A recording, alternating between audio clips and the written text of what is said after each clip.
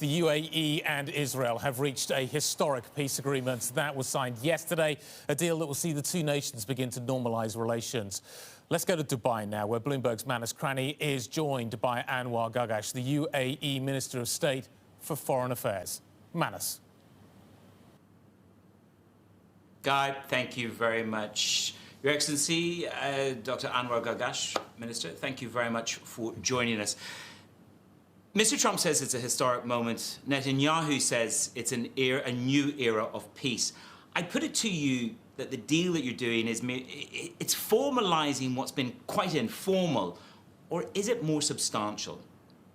I think you are right, but it is also more substantial. Meaning, as you know, relations of Israel with many countries in the Gulf began with tiptoe steps, a small tournament here, this and that there, and we've seen some major developments here. I mean, the UAE took a position a few years ago where it said, you know, if we had to compete for IRENA or if we had to host Expo, we should actually host everybody, regardless of what the position is. So from that perspective, I would say that this is a gradual development.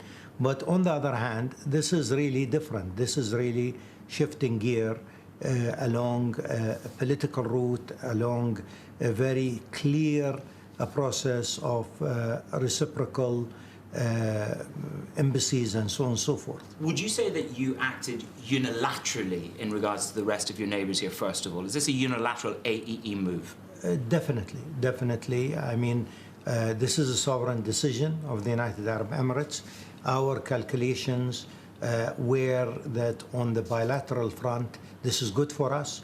And our calculation was on the regional front that this is something that we can actually get something done, which is to do with annexation also. Halting annexation was an issue for us, like many capitals around the world, was a major concern because it would have really undermined the whole premise and idea of a two-state solution. And we thought we can marry these two things together. But if I look at what Netanyahu has said overnight, there is no change in my plan to extend our sovereignty in Judea and Samaria. So what people are saying to me is that they may have given up on unilateral annexation, but they want a GCC support for annexation nonetheless. No, again, I mean, there is an announcement, an agreement. The United States is part and parcel of it. I've seen those comments by Prime Minister Netanyahu. But again, Israeli politics is a turbulent landscape.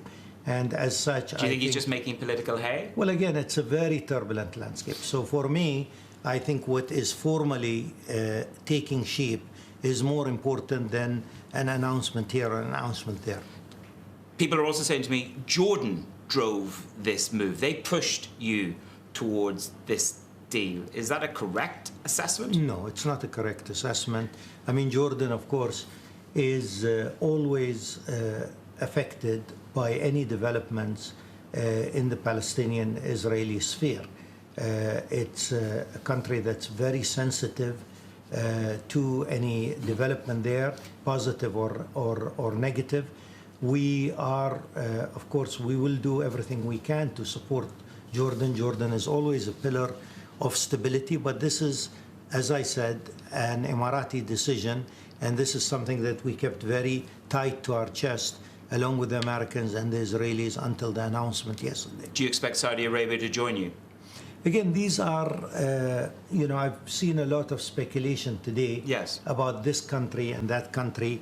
And again, these are sovereign decisions. We did not do this because we expect this country to join us or that country to join us. But our calculations were very clear. Our calculations were, on the one hand, how can we do something while at the same time achieving something with regards to stopping annexation. And I think this was very successful by, rationally and realistically coming across and saying, we're formalizing a situation that is developing. This is where this relationship is going to go next year or the year after. Why don't we do it now? And if we do it now, can we actually get something in return to support and help the region? And I think we've achieved that. Well, let's just square off a few issues. There's lots of rumours. So have you spoken to Mohammed bin Salman, and have you had a discussion today with the Saudis? Well, again, as I said, we have started speaking to all our friends after the phone call. After the phone call. So you only discussed it with the Saudis only after the Saudis and many other countries. And this is from the perspective of informing friends and strategic allies, but nobody was actually told before the phone call. How would you describe the global response to your... Would you say the word unilateral for me? This is unilateral UAE? Definitely. This is an Emirati decision. Okay. So the global response, a bold decision, the global response, how would you describe it? It's been fantastic. It really has been fantastic. What word encapsulates it? I think fantastic. Can I say that? You could describe it as you wish. I mean, the global response has been fantastic. As I said, many countries were very concerned with the issue of annexation. Annexation would have thrown years and years of reaching a certain, I would say there were certain, principles of how the Israeli-Palestinian issue would be resolved. Annexation would have changed facts on the ground. Okay, well, Hamas say that this is a stab. Look, as you said to me when you came in, Manus, there are many responses and it's hard to keep everybody happy. Hamas says this is a stab against the Palestinian cause. So how do the Palestinians come to this negotiating table? Will you help with that, or is that all down to Israel and America? Well, Hamas has a statement against the UAE every month, so there's nothing new there. Okay, but I would say that the Arab world is polarized. We have really given a respite to the two-state solution. We urge the Palestinians and the Israelis to re-engage, use the announcement of the freeze or the stopping of the settlement, use it and restart negotiations, because what we have seen in this region is a lot of lost opportunities, and what we have seen in this region of facts that are not necessarily positive, enforcing themselves really on the possibilities of peace. You talk about the roadmap towards this new relationship, a more formalized relationship. Yeah. It brings to mind, so forgive me, what have you agreed? Have you agreed to buy military and tech from the Israelis? No, again, what's part of the deal? Is there a commitment on military or tech? No, I think we are looking at rejuvenating an overall relationship. So clearly, Israel has some areas of expertise, such as agriculture, for example, such as high tech, and so on and so forth.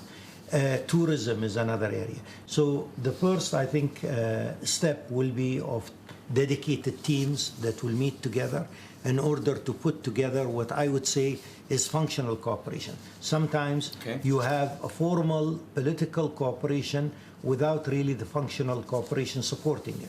So for us, it is very important, with an economy as vibrant as the UAE, one of the most really relevant economies here, to put these functional cooperations in place. So we expect these teams to meet very quickly, and we expect that these teams will actually lead the way, and as we said, to reciprocal establishment of embassies. And in terms of the inward investment here, is this also part of it? That's part of the narrative as well.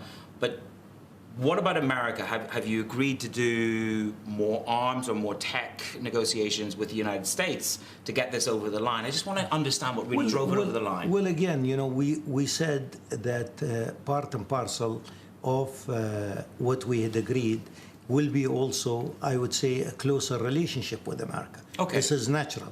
I mean, America is our most important strategic ally. But of course, with this normalization of relationship with Israel, we expect that this relationship will be closer, not in one area, but in all sorts of areas. Your Excellency, can I close with one question? You're in the mood to negotiate and do deals around the region. Will they shift your position of the UAE at all in considering negotiations with Qatar? Again, I would say that with Qatar, we're always open to an idea of a resolution of this Gulf rift. It's taken too long. Saudi Arabia is leading, and Saudi Arabia has presented ideas and proposals that the Qataris have rejected. We hope that they accept, because we're open to close this rift, but they have to be ready also to see what these proposals are. You can't just Dr. come Anwar Gargash, back to where you are.